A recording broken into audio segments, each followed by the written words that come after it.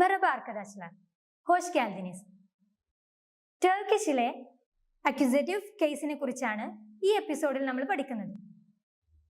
Accusative case ഒരു സെന്റൻസിലെ വെർബിന്റെ definite direct ഒബ്ജക്റ്റിനെയാണ് സൂചിപ്പിക്കുന്നത്.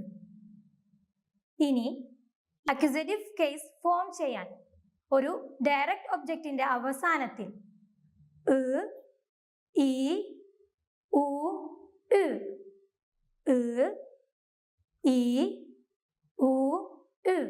എന്നീ സഫിക്സുകളിൽ ഏതെങ്കിലും ഒന്ന് ആ പദത്തിന്റെ അവസാനത്തെ വവൽ ലെറ്ററിനനുസരിച്ച് ചേർത്ത് കൊടുക്കുകയാണ് വേണ്ടത്.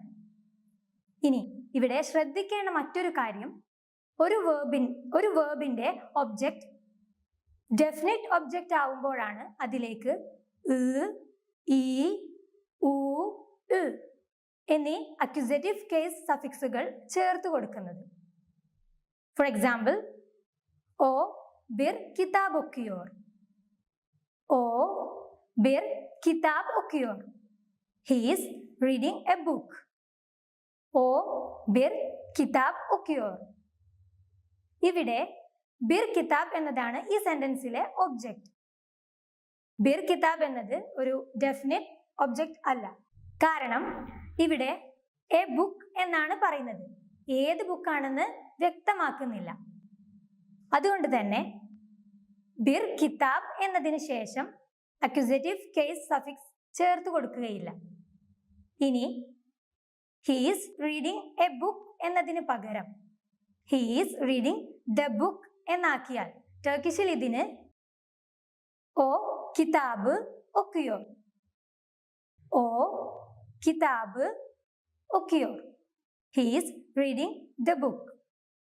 ഇതിലെ ഒബ്ജക്റ്റ് കിതാബ് എന്നതാണ്. ദ ബുക്ക് എന്ന് പറഞ്ഞതുകൊണ്ട് ഇതൊരു ഡെഫിനിറ്റ് ഒബ്ജക്റ്റ് ആണ്. സോ കിതാബ് എന്ന പദത്തിന് ശേഷം എന്ന സഫിക്സ് ചേർത്ത് കൊടുത്തുകൊണ്ട് കിതാബ് എന്നാണ് പറയേണ്ടത്. ഓ കിതാബ് ഒക്കിയോർ, ഓ കിതാബ് ഒക്കിയോർ. അടുത്തതായി ടർക്കിഷിലെ പേഴ്സണൽ പ്രോനൗണുകളുടെ കൂടെ അക്യൂസേറ്റീവ് കേസ് സഫിക്സുകൾ ചേർന്ന് വരുന്നത് എങ്ങനെയാണെന്ന് നോക്കാം. ബെൻ, ബെനി, ബെനി. സെൻ, സെനി, സെനി. ഓ, ഒനു, ഒനു. ഇവിടെ ഓ എന്ന പ്രോനൗണിലേക്ക് ഉ എന്ന സഫിക്സ് ആണ് ചേർത്ത് കൊടുത്തിട്ടുള്ളത്. എന്നാൽ രണ്ട് വവൽസിനെ വേർതിരിക്കാനായി നെ എന്ന ലെറ്റർ കൂടെ ഉൾപ്പെടുത്തേണ്ടതുണ്ട്. ഒനു. ബിസ്, ബിസി, ബിസി. സിസ്, സിസി, സിസി. ഓൺലാർ, ഓൺലാറ്, ഓൺലാറ്. സോ ഇതാണ് ടർക്കിഷിലെ പേഴ്സണൽ പ്രോനൗണുകളുടെ അക്യൂസേറ്റീവ് ഫോം. ഇനി അക്യൂസേറ്റീവ് കേസ് സഫിക്സസ് ഒരു ഒബ്ജക്റ്റിലേക്ക് ചേർത്ത് കൊടുക്കുമ്പോൾ ശ്രദ്ധിക്കേണ്ട കാര്യങ്ങൾ എന്തൊക്കെയാണെന്ന് നോക്കാം. അതിലാദ്യം ഒരു ഡയറക്റ്റ് ഒബ്ജക്റ്റിലെ അവസാനത്തെ ലെറ്റർ വവൽ ആവുകയാണെങ്കിൽ ആ ഒബ്ജക്റ്റിലേക്ക് ഇ ഉ എന്നീ സഫിക്സുകളിൽ ഏതെങ്കിലും ഒന്ന് ചേർത്ത് കൊടുക്കുന്നതിന് മുമ്പ് വൈ എന്ന ലെറ്റർ കൂടെ ആഡ് ചെയ്യേണ്ടതുണ്ട്. രണ്ട് വവൽ ലെറ്റേഴ്സിനെ വേർതിരിക്കാനാണ് വൈ ആഡ് ചെയ്യുന്നത്. ഫോർ എക്സാമ്പിൾ, ബെൻ ഒദായ് തെമീസ്ലിയോറും, ബെൻ ഒദായ് തെമീസ്ലിയോറും.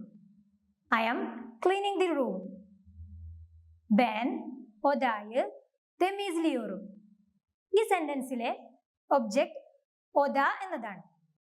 ഒദ എന്ന പദത്തിലെ ലാസ്റ്റ് ലെറ്റർ ഒരു വവൽ ആയതുകൊണ്ട് എന്ന സഫിക്സിന് മുമ്പായി വൈ ആഡ് ചെയ്തിട്ടുണ്ട്.